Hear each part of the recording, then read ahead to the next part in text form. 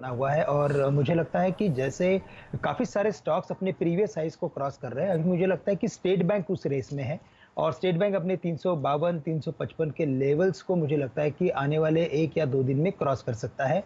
In fact कल के दिन में स्टेट बैंक के नतीजे भी आने वाले हैं। तो मुझे लगता है कि अगर कोई भी करेक्शन अगर स्टेट बैंक में अगर मिलता है कल के दिन में बिगिनिंग में, तो बिल्कुल बाय करके चले या तो करंट लेवल से भी इसे बाय करके चले। यहाँ पे हमें स्टॉप लॉस रखना है ₹320 का, जो ₹15 का स्टॉप लॉस है। लेकिन इसे बाय करना है या तो आप कॉल ऑप्शंस भी बाय कर सकते हो और यहाँ पे टारगेट्स जो नज़र आ रहे हैं वो आ रहे हैं 352 के, जो 2010 से अगर आप देखेंगे इस पर्टिकुलर चार्ट को तो 2010 से मल्टीपल टाइम्स 352 के लेवल्स को स्टेट बैंक ने अचीव किया था और उतने ही बार वो 150 के करीब गया था। बट इस बार मुझे लगता है जैसे मार्केट में तेजी बनी है, ये 350 के लेवल्स को निकाल के शायद आने वाले कुछ महीनों में यानी कि शायद 12 महीने में सुमित जी मुझे लगता है कि ये स्टॉक ₹500 का भी भाव दिखा सकता है। तो काफ़ी अच्छे ब्रेकआउट के लिए रेडी है। शॉर्ट टर्म में भी करंट लेवल से बाय किया जा सकता है। ओके, तो एसबीआई पहला नाम है जो कि आपको श्रीकांत ने बताया है। कल नंबर्स भी आने वाले हैं आपकी स्क्रीन पे, इसके अनुमानित आंकड़े चल रहे हैं, करीब 6 से 8% की लोन ग्रोथ है और ये अनुमान लगाया जा रहा है कि शायद तिमाही आधार पे बहुत ही अच्छे नंबर एसबीआई दे सकता है। और अदर आज एसबीआई नहीं, पीएनबी, बीओबी सब में एक अच्छी बाइंग देखने को मिली है, लेकिन श्रीकांत ने चुना है कि एसबीआई पे आप दाव लगाएं और मेरे ख्याल से 370 के आसपास इसका ऑल टाइम हाई है। अगर वो ये तोड़ देगा तो उसके बाद तो फिर सिचुएशन ही कुछ और होगी। खैर श्रीकांत, दूसरा नाम कौन सा चुना आपने? दूसरा मुझे लगता है कि भारतीय एयरटेल पे ध्यान देना चाहिए क्योंकि ये स्टॉक अपने ऑल टाइम हाई को क्रॉस करके वापस उसी लेवल्स के करीब बंद हुआ है। नतीजे तो अच्छे हैं लेकिन ओवरऑल फॉर्मेशन को अगर आप देखें तो उसमें हायर टॉप हायर बॉटम की सीरीज बन चुकी है। यहाँ से मुझे लगता है कि ये स्टॉक 650 से लेकर 660 के लेवल्स दिखा सकता है। तो करंट लेवल से ओपनिंग पे शायद मुझे लगता है गैप अप ओपनिंग हो सकती है, लेकिन अगर जो भी 610 615 के करीब अगर मिले तो बाय करके चले। 595 का स्टॉप लॉस रखे और 660 के टारगेट्स हम रख सकते हैं।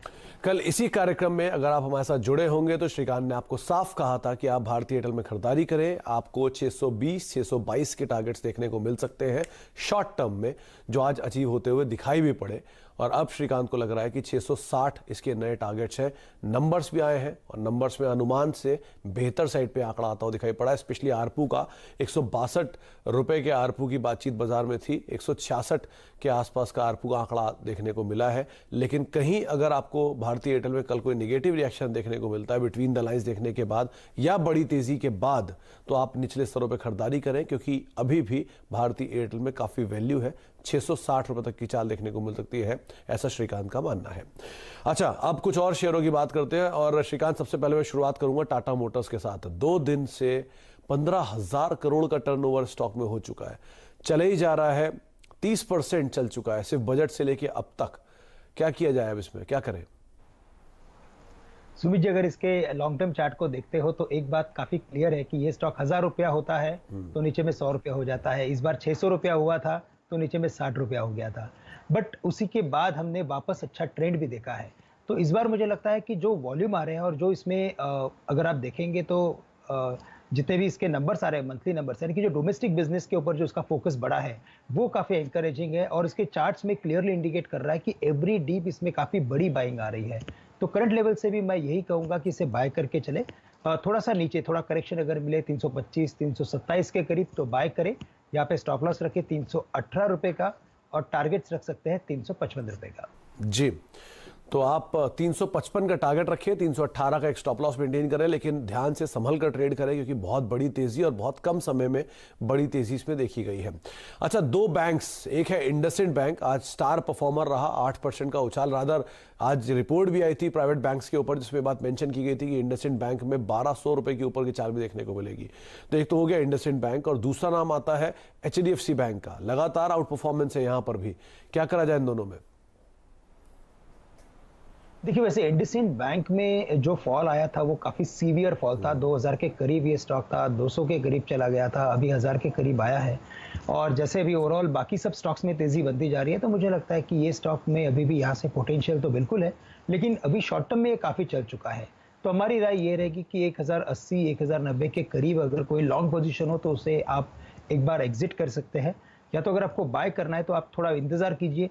1000 के करीब अगर ये स्टॉक मिलता है तो बाय कीजिए क्योंकि अभी रिस्क रिवॉर्ड रेशियो उतना फेवरेबल नहीं है।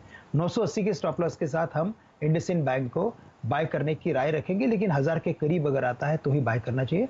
और साथ ही साथ अगर आप एचडीएफसी बैंक की अगर बात कर रहे हो तो यहाँ पे मुझे लगता है कि ये स्टॉक में अभी भी काफ़ी दम है, न्यू हाइज में ट्रेड कर रहा है, काफ़ी बड़े वॉल्यूम्स है। अगेन, जैसे कि क्रेडिट पॉलिसी बहुत नज़दीक है, हमें लगता है कि बाय ऑन डिप्स की स्ट्रैटेजी रखनी चाहिए। आज के लोस थे कुछ 1540 के करीब के, 1540 1530 के रेंज में से बाय करें, 1500 रुपए का स्टॉप लॉस रख सकते हैं। अच्छा, आज पीएसयू बैंक्स का भी दिन था और पीएसयू कंपनीज का भी दिन था, तो दोनों पे अलग अलग राय लेते हैं। पीएसयू बैंक में हमने एसबीआई की बात की, एक बार पीएनबी देखिए, क्योंकि काफी समय के बाद इसमें एक ब्रेकआउट सा आता हुआ दिखाई पड़ रहा है, और दूसरा बीओबी, यहां पर भी सेकंड हाफ में अच्छी परफॉर्मेंस थी। क्या किया जाए इन दोनों में? देखिए, दोनों में काफ़ी अच्छे फॉर्मेशन है और इनफैक्ट पीएनबी तो वैसे हम प्रीफर नहीं कर रहे थे, लेकिन इस बार जैसे इसके टेक्निकल फॉर्मेशन बने हैं वो एक बात क्लियरली इंडिकेट कर रहे हैं कि शायद ये स्टॉक वापस एक बार 42-44 के लेवल्स छू सकता है। तो करंट लेवल से भी इसमें अपसाइड बिल्कुल बनी है। तो करंट लेवल से 3850 39 के करीब इसे बाय करके चले। यहाँ पे हम स्टॉप लॉस रखेंगे कुछ 35 रुपए के करीब का, और टारगेट्स रख सकते हैं हम 44 से लेकर 45 के। साथ ही साथ अगर बैंक ऑफ बड़ौदा की बात करें तो मुझे लगता है कि इसमें भी एक लगातार तेजी बनती जा रही है, और ये भी स्टॉक आने वाले दिनों में तकरीबन एक बार कुछ 78 से लेकर 83 के लेवल्स को छू सकता है। तो इसे भी बाय करके चले, 73 का स्टॉप लॉस रखें। 73 का स्टॉप लॉस और 83 के टारगेट ये आपको दिए जा रहे हैं बीओबी के लिए, और 42 तक की चार्ज शायद पीएनबी भी दिखा सकता है। अच्छा, बैंक्स के बाद आती है अब सरकारी कंपनियों की बारी। कोल इंडिया, इसके अलावा पावर ग्रिड, एनटीपीसी, किसी भी सरकारी कंपनी का नाम ले लिए, सब में आज जोरदार तेजी थी। यहां से कोई चार्ट आपने देखा, कहीं पर आपको लगता है कि तेजी बन सकती है? वैसे NTPC, power grid, power stocks में तो बिल्कुल अच्छी तेजी बनी है, और मुझे लगता है कि अगर तेजी करनी है और थोड़ा सा अगर एक मध्यम अवधि का अगर नजरिया रखना है तो पावर ग्रिड में करंट लेवल से बाय करके चले। 205 के 206 के करीब का बंद है, करंट लेवल से बाय करें, 200 रुपए का स्टॉप लॉस रखे। आज इसमें काफी बड़े वॉल्यूम्स हुए हैं और एक प्राइस ब्रेकआउट भी देखने मिला है, तो मुझे लगता है कि शायद ये स्टॉक 215 से लेकर 220 के लेवल्स छू सकता है। तो पावर ग्रिड को बाय करके चलिए, और साथ ही साथ मुझे लगता है कि ओएनजीसी पे भी ध्यान रखना है, यहाँ पे भी एक राउंडिंग बॉटम फॉर्मेशन बन रहा है। ओके, तो 215 टारगेट्स है पावर ग्रिड के लिए, और दूसरा आप ओएनजीसी पे भी नजर बना के रख सकते हैं, ऐसा श्रीकांत का मानना है। अच्छा, आज का स्टार परफॉर्मर या सेक्टर जो रहा वो था pharmaceutical space. Doctor Reddy's gap up opening, 4% के आसपास की तेजी, ऊपरी से थोड़ी सी प्रॉफिट टेकिंग। फिर सन फार्मा, सिप्ला, सब में ही खरीदारी देखने को मिली। टोरेंट फार्मा, एफएनओ साइड में जहां पे एक अच्छी तेजी थी। तो आप ओवरऑल फार्मास्यूटिकल स्पेस में वो कैसे देखा आपने श्रीकांत, और यहां से कोई शेयर पिक करेंगे आप? देखिए, वैसे फार्मा सेक्टर में अभी भी तेजी बनी है, लेकिन वो एक ग्रेजुअल तेजी बनी है, और धीरे धीरे ये स्टॉक अपने प्रीवियस हाइस को क्रॉस कर रहे हैं, या तो एक नए नए हाई बनाते जा रहे हैं। लेकिन इसमें जो एक मोमेंटम या तो एक यूफोरिक ट्रेंड जो आना था वो अभी भी बाकी है। तो मुझे लगता है कि इसमें काफी अच्छी तेजी बनेगी अगर यहाँ से एक लंबी अवधि का नजरिया रखेंगे तो, और शॉर्ट टर्म में और एवरी डिप्स बाय करें। जैसे कि अभी पिछले दिनों ही 1-2 दिन पहले ही एक अच्छा खासा इसमें इन सभी में बॉटम बना है। तो करंट लेवल से मुझे लगता है कि सिप्ला अभी भी बाय करके चले। 830 रुपए का, 820 रुपए का स्टॉप लॉस रख सकते हैं, और 900 से लेकर 920 के टारगेट समझ में आ रहे हैं। साथ ही साथ डॉक्टर रेड्डी में भी हमें यही लगता है कि अच्छा खासा करेक्शन हो चुका है। तो करंट लेवल से अगर इसे बाय करना है तो 4500 का स्टॉप लॉस रखें। थोड़ा बड़ा स्टॉप लॉस है, लेकिन 4500 का स्टॉप लॉस रखें, और 5000 के टारगेट्स रख सकते हैं। तो करीब करीब 4500 का एक स्टॉप लॉस मेंटेन करें, और 5000 के टारगेट आप डॉक्टर रेड्डी में देख सकते हैं। एक नाम और देखिए, वो है टोरेंट पावर का। ऑलमोस्ट अपने रीसेंट हाइज को ब्रेक करने की कगार पे है। 86 के आसपास शायद इसका रीसेंट हाई है, और 85 के स्तरों पे शेयर, टोरेंट पावर की मैं बात कर रहा हूं, वहां पर लेवल देखने को मिल रहे हैं। क्या देख रहे हैं आप इसके चार्ट में, क्या हो सकता है? यहाँ पे ग्रेजुअल रिकवरी बनी है, और ये पिछले कई सालों से इसमें तेजी बनी है। यानी कि 2013 से अगर आप देखेंगे तो लगातार धीरे धीरे बढ़ते बढ़ते ये स्टॉक वापस एक बार 2010 के उसके हाइस के काफी नजदीक आ चुका है।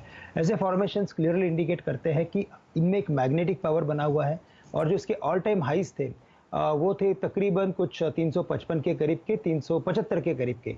तो 375 के लेवल को ये क्रॉस बिल्कुल कर सकता है।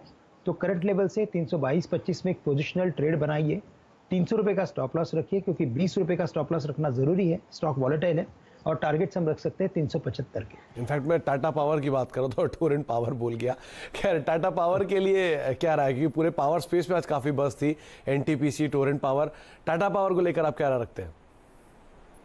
सुमित जी, इनफैक्ट इसके भी चार्ट को अगर आप देखते हो और इसके वॉल्यूम्स को आप एक बार कभी मंथली बेसिस पे देख लेना, जो वॉल्यूम्स बने हैं और जो इसमें एक ट्रेंड लाइन ब्रेकआउट आ रहा है, ऐसा फॉर्मेशन टाटा स्टील में बना था जब टाटा स्टील ने कुछ 400 के लेवल्स को क्रॉस किया था और वहां से 50% बढ़ गया था stock. Similar sort of formation Tata power में बना है और ओवरऑल पावर बास्केट में भी तेजी बनी है। तो मुझे लगता है कि ये भी स्टॉक 80 रुपए के करीब है, 120 के करीब जा सकता है। वॉल्यूम्स तगड़े हैं, ट्रेंड लाइन का ब्रेकआउट है मंथली चार्ट पे, तो बिल्कुल इसे एवरी डीप या तो करंट लेवल से भी बाय करें। स्टॉप लॉस हम रखेंगे 75 रुपए का, थोड़ा बड़ा स्टॉप लॉस है क्योंकि हमें पोजिशनल ट्रेड लेना है, बट टारगेट्स रहेंगे 120 रुपए के। तो 120 बड़ा टारगेट टाटा पावर में है, लेकिन स्टॉप लॉस भी डीप है। 75 रुपए का स्टॉप लॉस रखें और आप लेवल मौजूदा लेवल से या फिर किसी डिप पे खरीदारी कर सकते हैं, ऐसा श्रीकांत का मानना है। अच्छा, एक ब्रेक का वक्त हो गया, ब्रेक के बाद लौटेंगे। यतिन हमारे साथ मौजूद है बहुत देर से, उनसे भी हम बातचीत करेंगे कि डीलर्स रूम में किस तरह की बज़ है, कहाँ पे खरीदारी, कहाँ पे बिकवाली देखी जा रही है। और श्रीकांत तो बने ही हुए हमारे साथ, काफ़ी देर से बातचीत कर रहे हैं, उनसे भी हम चर्चा